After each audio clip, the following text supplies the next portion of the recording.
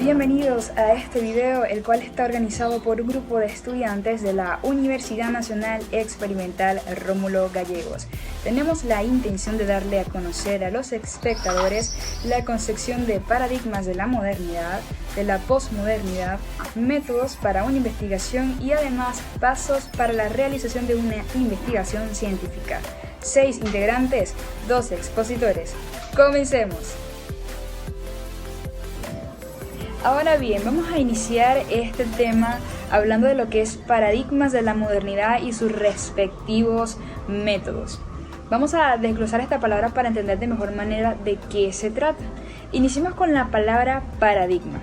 Para ello hay una historia en la cual un grupo de científicos intentaron o decidieron realizar un proyecto de investigación donde colocan a 5 monos dentro de una jaula en la cual hay una escalera y arriba de ella hay un manojo de bananas.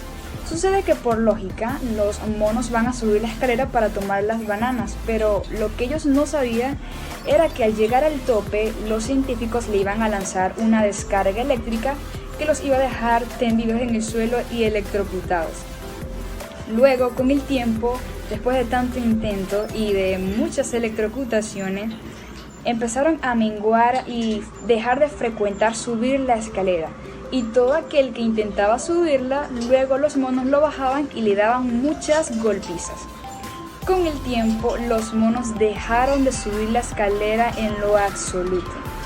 Los científicos continuaron con su investigación y sustituyeron a uno de estos monos, el cual al ver las bananas sube rápidamente la escalera para tomar una de ellas. Pero lo que no sabía es que los monos lo iban a tomar y le iban a dar una fuerte golpiza. Después de más intentos y más golpes, este mono dejó de insistir en subir la escalera por las bananas. Al final nunca supo por qué lo estaban golpeando y tampoco recibió nunca una descarga eléctrica. Con el tiempo los científicos sustituyen a otro mono que por lógica sube la escalera para hacer lo mismo. Sucede la misma historia. Lo bajan, lo golpean, el mono deja de intentar subir, nunca recibe una descarga eléctrica y todavía no sabe por qué lo golpean. Los científicos sustituyen a un tercer y cuarto mono. Sucede la misma situación y la misma historia, hasta llegar al quinto mono. Los científicos sustituyen a este quinto mono y el último de los veteranos. El nuevo mono entra a la jaula, sube la escalera y rápidamente es bajado por los demás monos para darle una fuerte golpiza.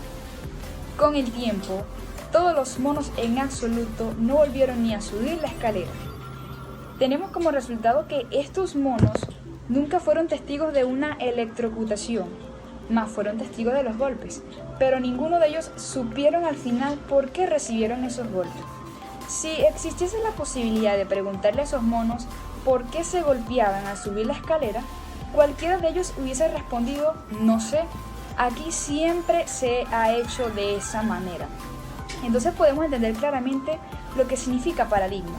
Se trata de un sinónimo que va con ejemplo y modelo. Se trata de seguir un patrón ya antes establecido. Es decir, paradigmas es encajar o ajustarse a un molde, a una estructura, una creencia, una normativa, un principio ya existente. Bien, ahora continuemos desglosando o explicando lo que es la palabra modernidad. La modernidad se trata de un periodo histórico que fue caracterizado por muchas ideas y muchas transformaciones que marcaron la sociedad occidental. Además, la modernidad representa el tercer lugar dentro de las etapas de la historia de nosotros como humanidad: edad antigua, edad media, edad moderna y la presente edad contemporánea.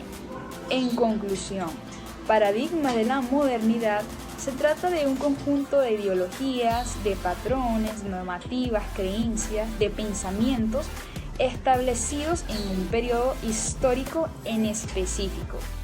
Ahora bien, vamos a continuar con los métodos de paradigma de la modernidad. Los métodos que este contiene es el método deductivo, método inductivo, el método analítico-sintético y el método de observación. ¿Cuál es el método deductivo? Sucede que este método se basa en el razonamiento y en la estrategia para obtener resultados concretos y que tengan lógica.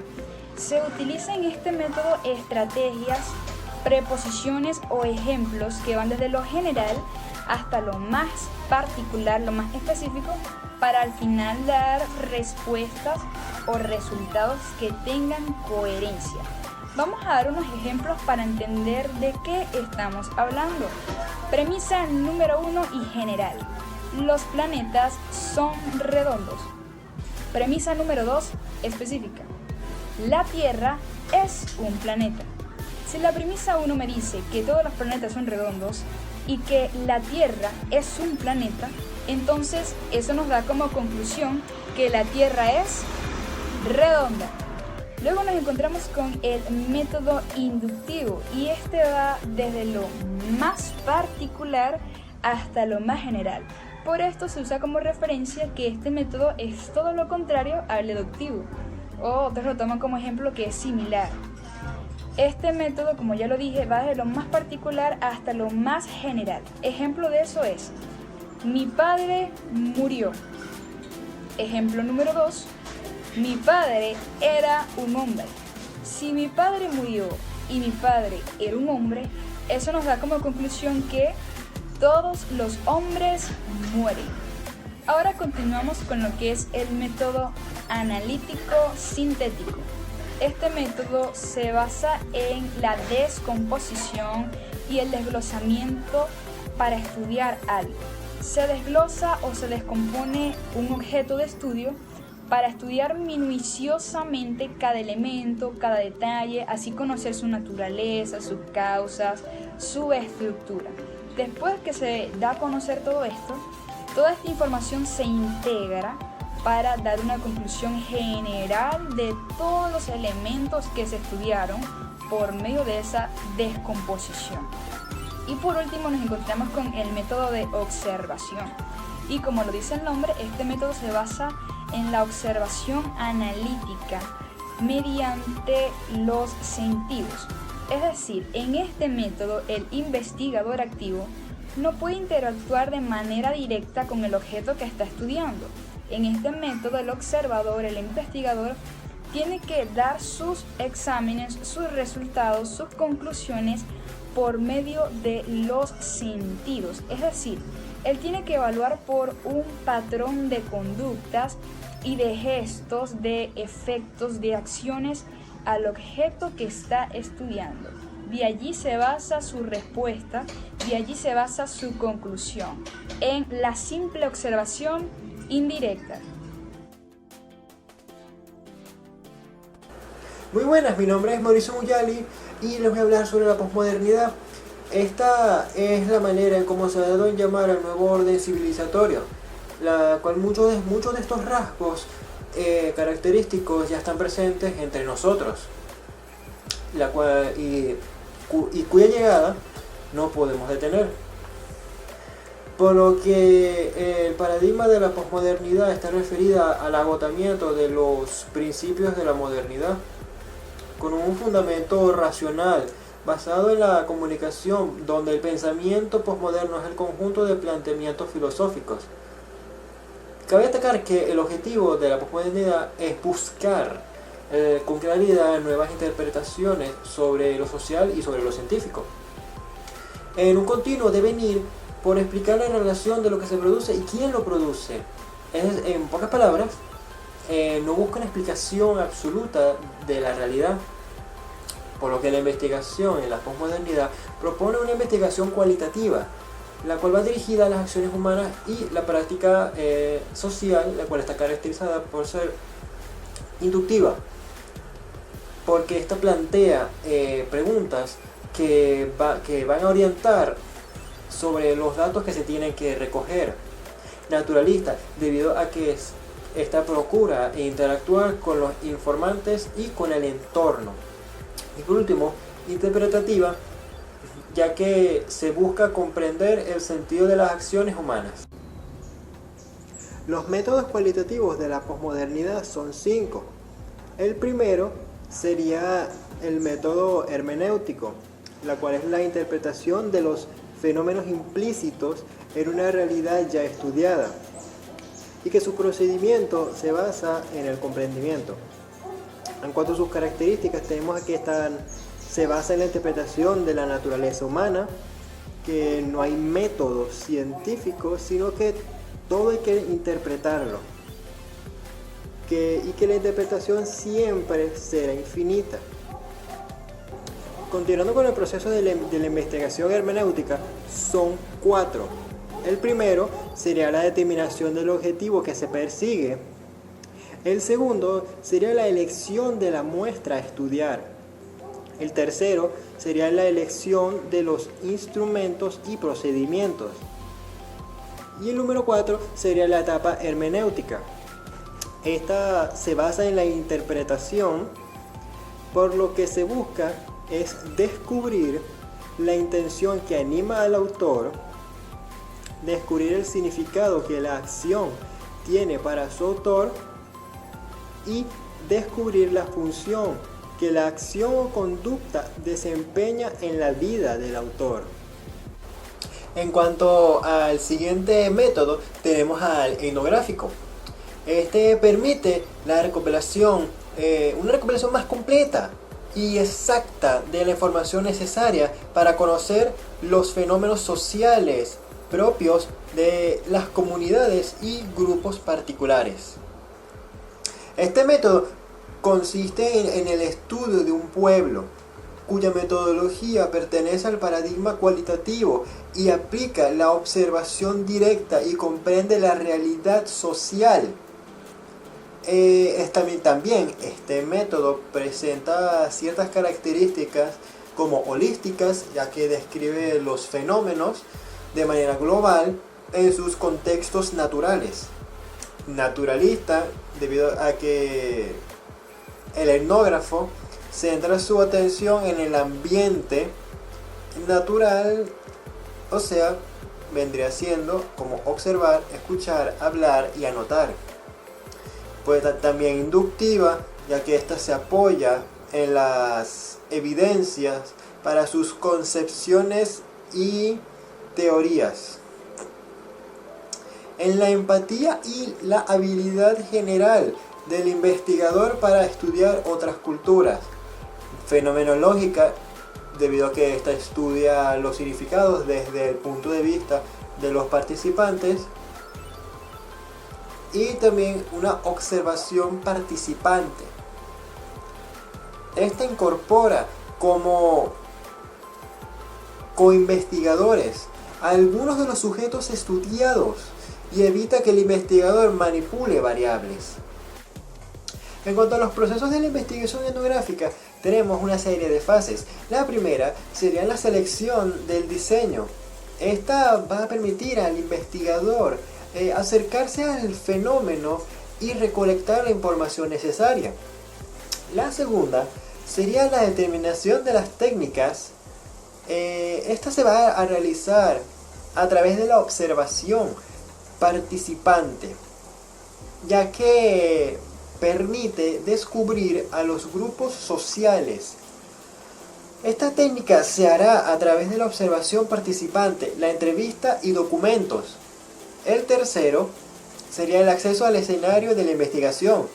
Esto inicia con la entrada del investigador al escenario que se va a estudiar.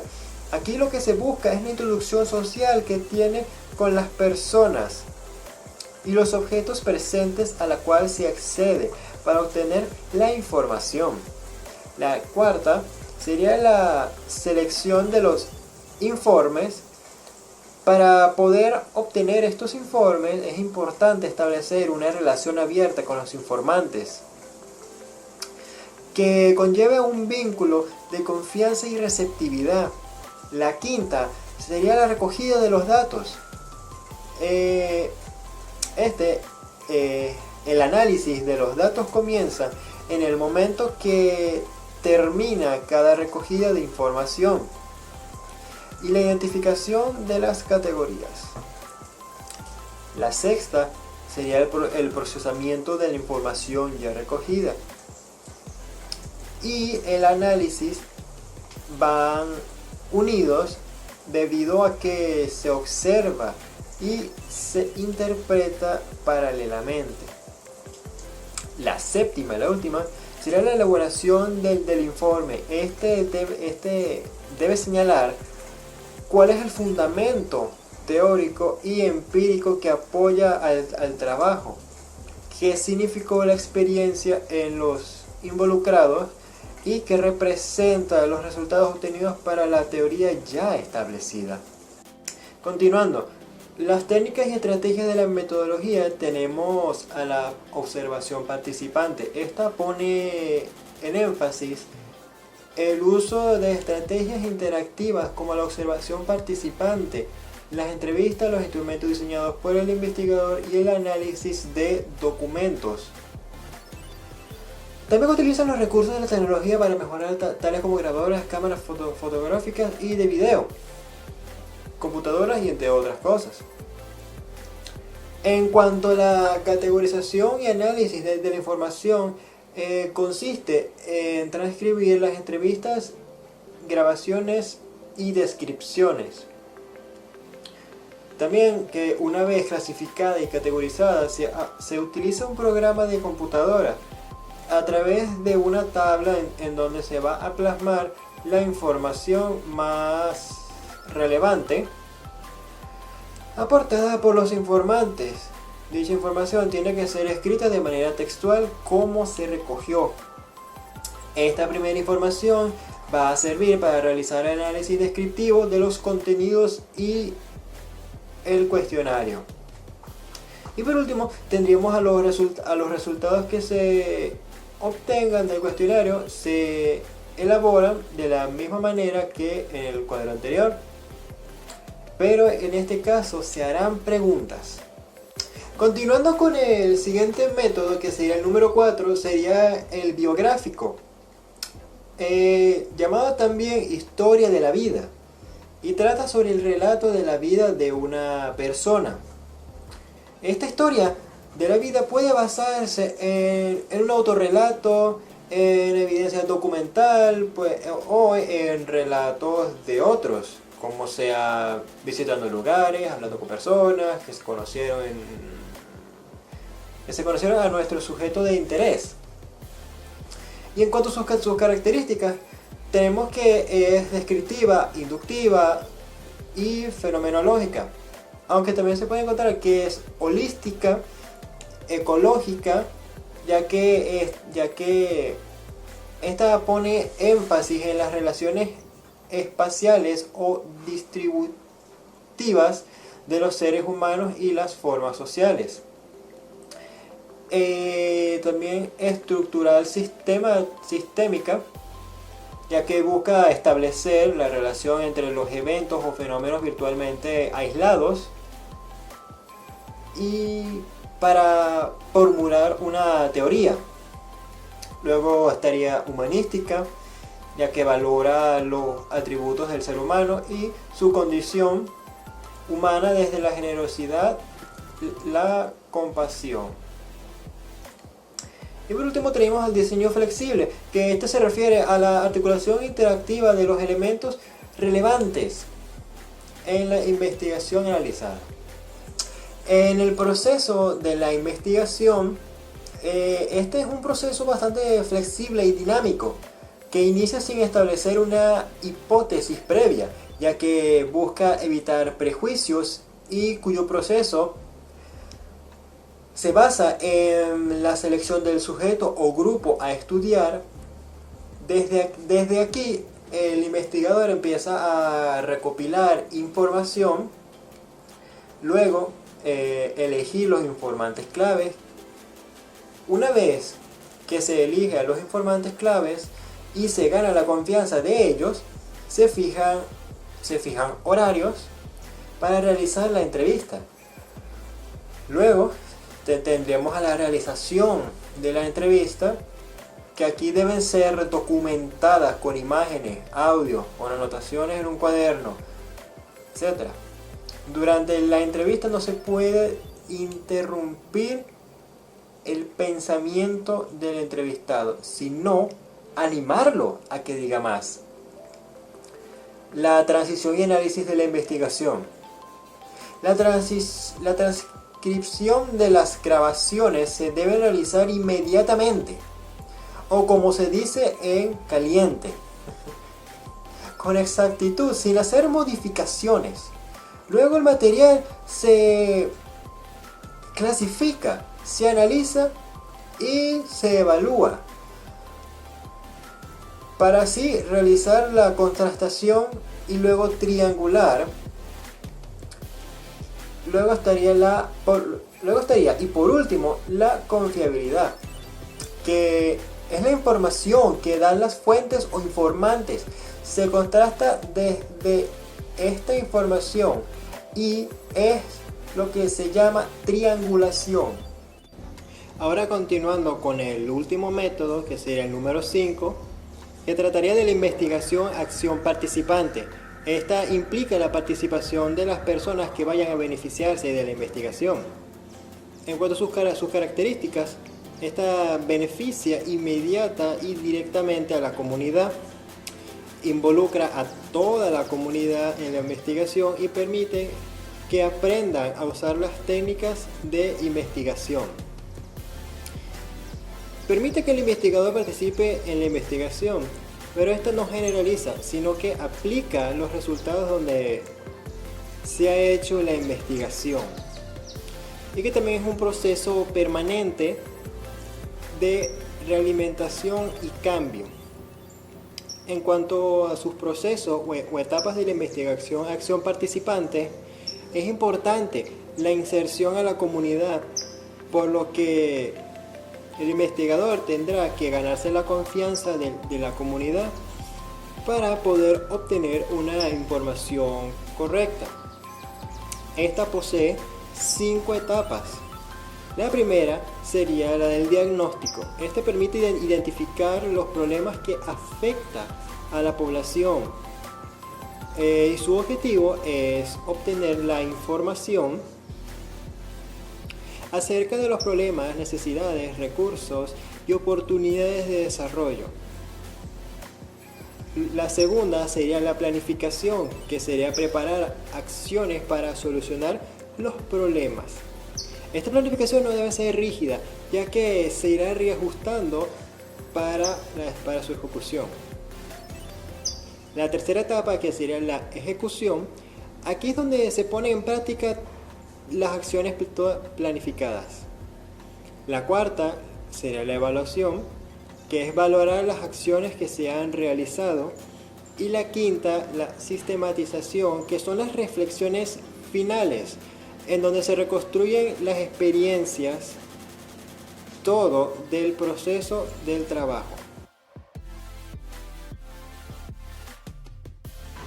Hemos llegado al último punto y segmento de esta temática y de este video, el cual da inicio a los pasos para la realización de una investigación científica y, como ya sabemos, sus respectivos capítulos.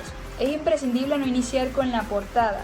La portada de una investigación científica debe contener el nombre de la institución, de la escuela, de la facultad. El título debe ser corto, preciso, concreto, claro y llamativo.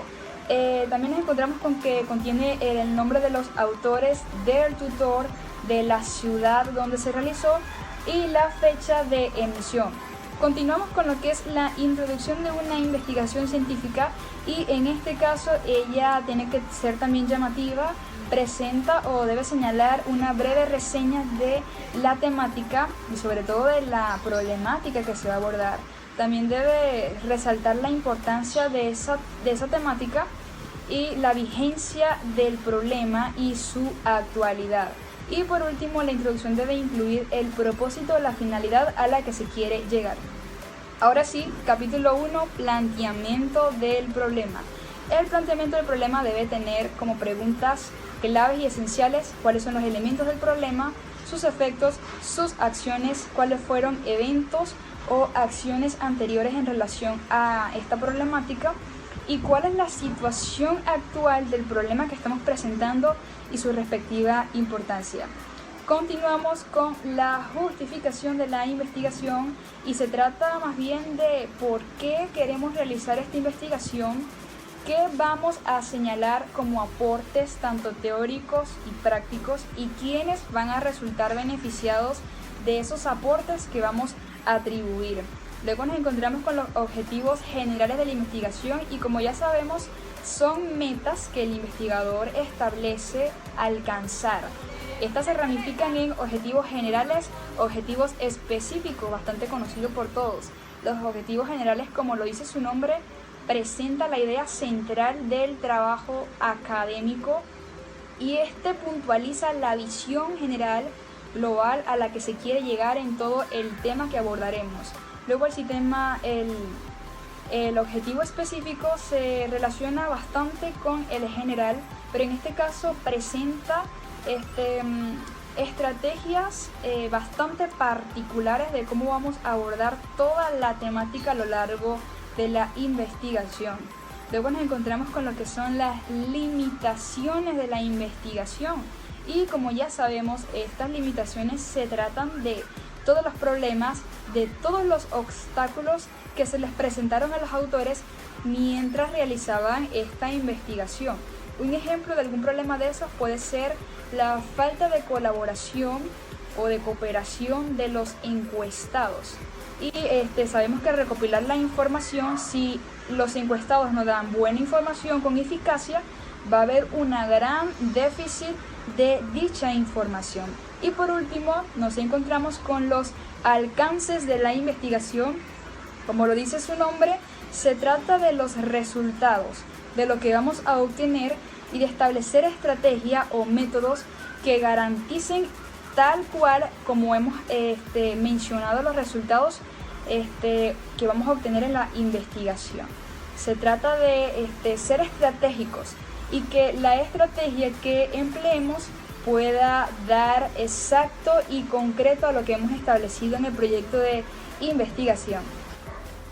Capítulo número 2, marco teórico, y como ya sabemos se trata de un conjunto de elementos conceptuales que nos van a ayudar a indagar de mejor manera nuestro proyecto de investigación.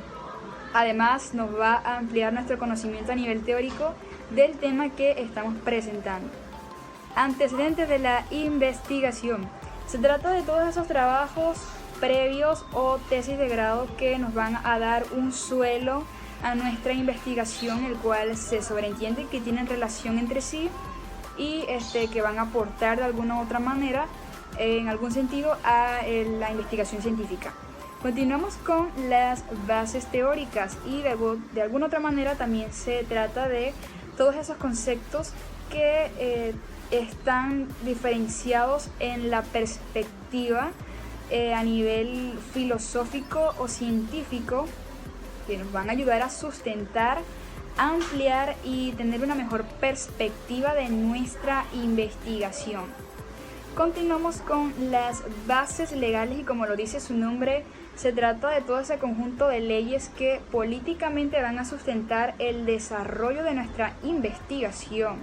Y entre los documentos legales que se presencian vendrían siendo normas, reglamentos, leyes, decretos, preposiciones, entre otros. Como ya sabemos, se encuentran en Gaceta Oficial.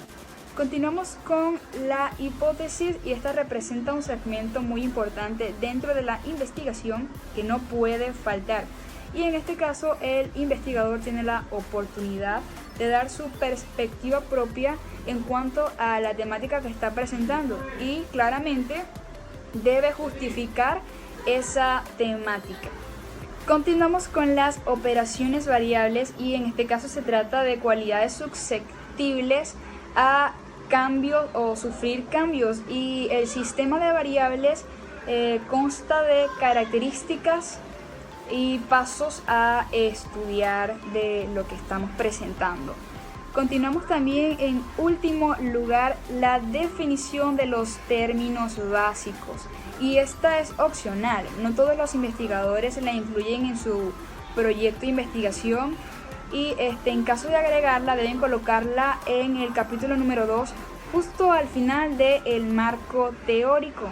Las definiciones de términos básicos es exactamente la concepción y la definición de todas esas palabras claves y principales que se encuentran a lo largo de toda la tesis o la investigación científica. Continuando con los pasos de la investigación científica y el marco metodológico, y el cual comprende el capítulo 3, podemos señalar que es el procedimiento del trabajo que dará el giro a la investigación. Aquí se expone la manera como se va a realizar el estudio, los pasos para realizarlo, su método, lo cual llevará a las conclusiones. Es decir, se describen y analizan los métodos que se emplearán en el estudio de investigación, como es la selección de la población y la muestra, la técnica y el instrumento para la recolección de la información, el procedimiento de recolección y la técnica de tabulación de los datos. En cuanto a los tipos de investigación, esta puede ser enfocada bajo el paradigma cuantitativo y positivista, o el paradigma cualitativo o postpositivista. Cabe señalar que el tipo de investigación cuantitativo se encarga del estudio a través de las matemáticas y estadísticas, de los análisis objetivos de la realidad, mientras que la investigación cualitativa solo mide cualidades y ve al ser humano como un todo. El tipo de investigación, según el nivel 0 grado de profundidad con el que se realizará el estudio, podrá ser de manera exploratoria, que es la que se va a estudiar un fenómeno poco conocido. La descriptiva es la que va a describir el fenómeno o grupo con el fin de establecer su comportamiento. Explicativa es el que busca al porqué de los hechos mediante la relación causa y efecto. Según su diseño puede ser documental. Documental es la que obtiene la información a través de materiales impresos o provenientes de otros documentos y o trabajos. De campo, consiste en recoger los datos directamente donde sucedió el fenómeno sin manipular o controlar la variable. Y por último, experimental es cuando se somete al objeto en estudio a un determinado estímulo para determinar los efectos que la producen. En cuanto a la delimitación de la investigación, consiste en establecer los límites o margen de la investigación a fin de limitar sus acciones y logros, y para eso debe tenerse en cuenta los siguientes enfoques de la investigación, como la población o universo, nivel de profundidad y área de análisis.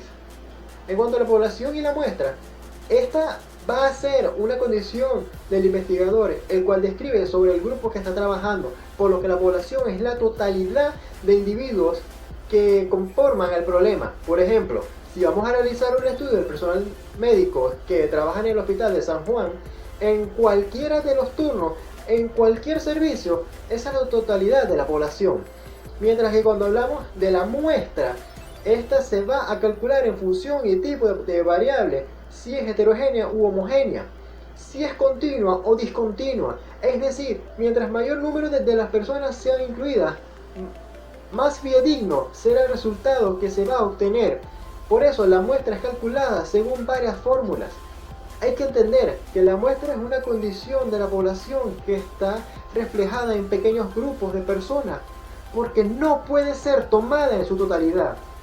Pero si se puede hacer una muestra y un muestreo de acuerdo a las características del trabajo, por lo que existen dos tipos de muestreo: el probabilístico o aleatorio. Y el no probabilístico es el primero. Habla sobre la probabilidad que tienen todos los elementos para ser parte de la muestra, mientras que el no probabilístico tiene que ser sometido a una prueba de selección, porque se desconoce la probabilidad de ser parte de la muestra. Por ejemplo, si se va a hacer un estudio de los médicos que trabajan en la emergencia del turno de la noche, solo se tomarán estos médicos que trabajan en ese turno, los demás turnos no se tomarán. Eso es una muestra. De esta manera podemos decir que la muestra es una porción representativa de la población. En lo que respecta a la validez y confiabilidad, son dos condicionantes del instrumento que sirve para decir si es o no es apto para ser aplicado al grupo poblacional que se escogió como muestra. Es por eso que la validez es un proceso mediante el cual se busca 3 expertos en la materia y el tema que se está estudiando. Estos expertos deben ser calificados desde el punto de vista profesional, académico, para emitir una opinión respecto al instrumento que se va a aplicar. Estos expertos dirán desde su óptica si las preguntas están equilibradas para medir la información que se quiere llegar. En cuanto a la confiabilidad, es la aplicación de fórmulas estadísticas que van a decir qué porcentaje de preguntas y respuestas que se acercan a medir lo que realmente se quiere medir.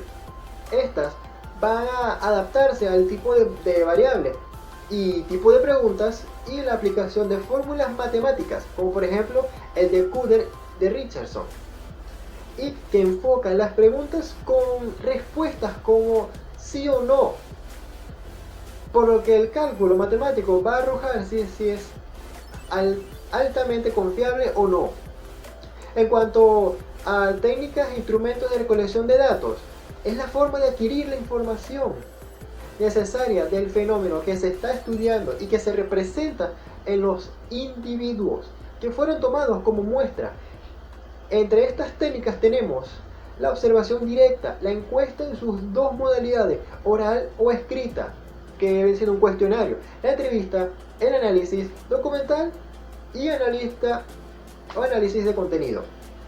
Mientras que los instrumentos son los medios materiales que se emplean para recoger y almacenar la información, como por ejemplo las fichas, formatos de cuestionario, guía de entrevista, lista de cotejo, escalas de actitudes u opinión, grabador, cámara fotográfica o de video.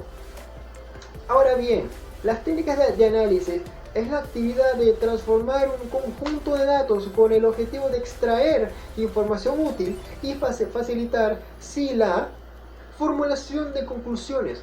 Es decir, los datos obtenidos serán tabulados a través de cuadros estadísticos, reflejando las frecuencias y porcentajes. Continuando con el capítulo número 4, y que trata sobre descripción de los resultados, aquí el investigador debe proponer un esquema que más convenga para la presentación de los resultados, teniendo en cuenta las características de las variables estudiadas y la de los instrumentos aplicados. En cuanto al capítulo número 5, que comprende las conclusiones, recomendaciones, referencias bibliográficas, los anexos, podemos señalar que la conclusión trata sobre el análisis final del trabajo. Las recomendaciones son los aportes que quedan del estudio, en donde indican las herramientas para la solución del problema. Estas recomendaciones pueden ser orden personal, institucional, social, político y científico. En cuanto a las referencias bibliográficas, comprenden una lista de los documentos citados en el texto del proyecto, ordenados alfabéticamente a partir del apellido del autor.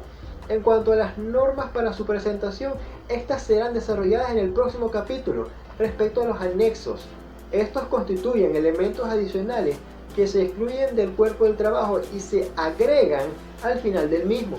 Los modelos de instrumentos, cuestionarios y guías de entrevistas, ilustraciones, artículos de prensa y cualquier otra información complementaria son ejemplos de anexos. Hemos llegado al final de este video. Esperamos que haya sido de su agrado. Este video ha sido realizado por estudiantes de primer año de medicina. Sin más que decir, gracias por su atención.